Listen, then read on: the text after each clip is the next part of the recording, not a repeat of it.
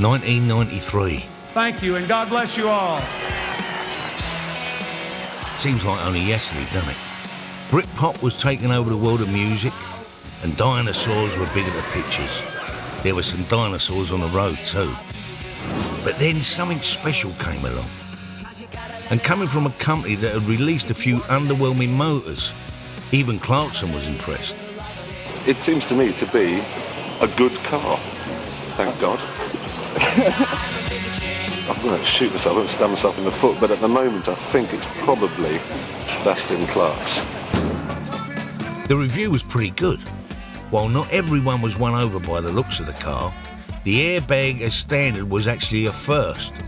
And all the other stuff wasn't science fiction anymore to the man in the street. Mondeo went straight to the top of the tree. It was so good, the car was named European Car of the Year in 1994. The bloke behind the new car tells us why it was so blinding. It's an outstanding product, and the reason it's outstanding is because the team that developed it were absolutely committed. They went the extra mile, they cared. The challenge, of course, was to deliver the cookies, to deliver the goods, which I think we did.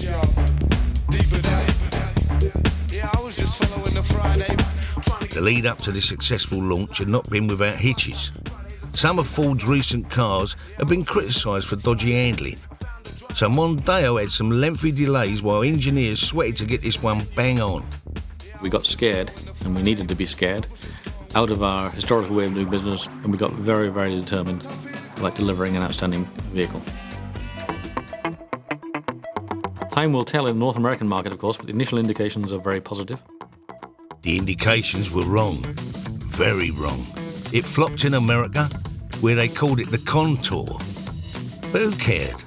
When the car was flying in Europe, literally. As Mondeo started to tear up the competition, a certain Formula One champion was about to tear up his Mondeo on the Donington racetrack. Mondeo did make waves across the rest of the world when a team drove from London to New York.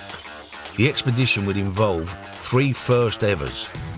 They drove through a not-quite-finished Channel Tunnel, across -59 centigrade temperatures in Russia, then crossed the 56-mile-wide Bering Straits, unsure whether the water was frozen or not. A new look came in 1996 as Germany won the Euros. Dolly the sheep became the world's first clone, and NASA reported they'd found life on Mars. If you wondered what else was out there at the time, don't worry. Mondeo would help you find the way.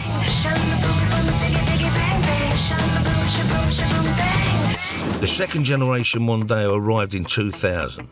At the same time, Friends Reunited was born. Putin took charge in Russia, and the first people went up to the International Space Station.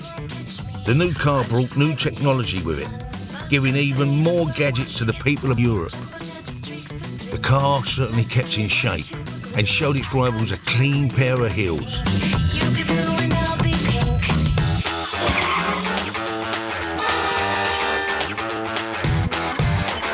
Sportiness aside, the safety of the Mondeo was still a big attraction, as the ads highlighted.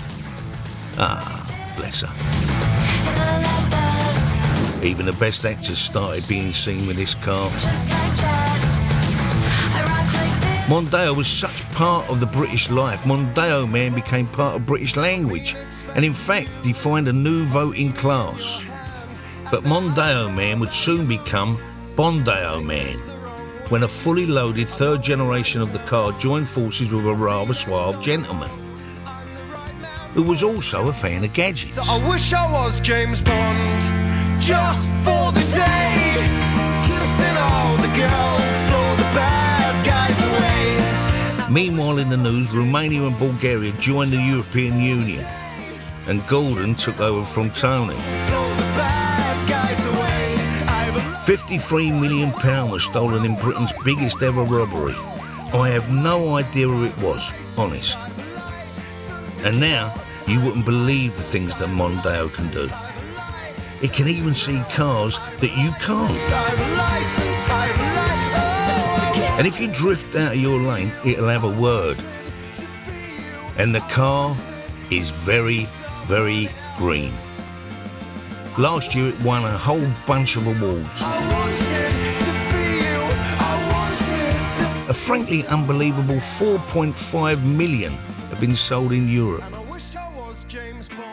Mondeo has now been around for 20 years. The car's even greener, smarter, and of course, looking better than ever before. The first 20 years have been quite a ride, and I wonder what exciting things the future holds for this great motor. But until then, happy birthday, you beauty.